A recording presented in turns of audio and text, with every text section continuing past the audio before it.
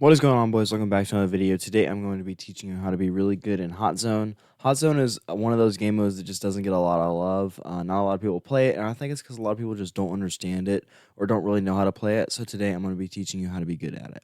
The first tip when playing Hot Zone is just to remember that the zone is everything.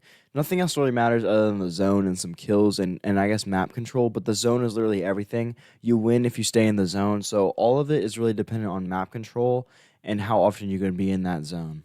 The first real tip when playing Hot Zone is to pick a brawler that's either mid to long range. A lot of short range brawlers are going to be pretty much useless in Hot Zone because you have to be able to control the map, and short range brawlers can't really do that. So I like to stick with mid range to long range brawlers. And pinching is another really good one when you're in Hot Zone. You got to be able to pinch brawlers and get kills to open up that zone for you. So yeah, those are two like quick tips at the start of the video. The first major tip I have for Hot Zone is to just play aggressive, but make sure you're not going in all the time. Because if you're going in all the time, a lot of times you'll be an easy kill for opponents, and it'll just make it a 3v2 or 3v1 depending on what your teammates are doing. But it's just basically to be tactical and make sure you calculate when you're going in and when you're not. You don't just want to dive in every time, and I feel like that's the biggest mistake most people make in Hot Zone is they just dive in every single time, and sometimes that's not the smartest thing to do. Sometimes you need to wait for your teammates or wait till you get a couple hits on the opponents. It just kind of depends. The next big tip with Hot Zone is if there are multiple zones. I know there's a couple maps that have multiple zones. If it's two zones, you want to make sure you're sending the right two brawlers to that zone and then the other brawler who's the stronger one to the zone by himself. And you just have to play it very tactfully. You have to see where the other team is sending their two brawlers and where they're sending their one. And you always want to make the two fight the two and the one fight the one. That way, if your one player is better than the other player on the other team or has a better matchup with that specific brawler, they should win and get that zone for basically the whole match until they try to change it.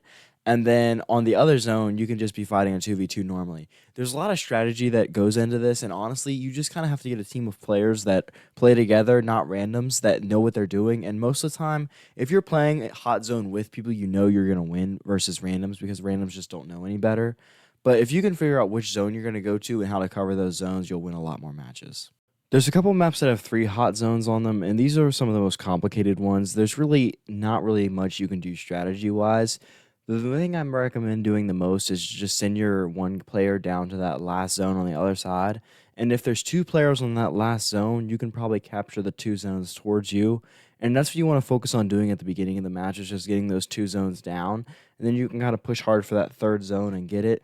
It's really hard. You kind of have to feel out the game and how it's going and where they're trying to get and what zones they're trying to get and figure out where you need to send your players or that kind of stuff. It's actually really complicated and it's really fun. There's a lot of strategy that goes into it.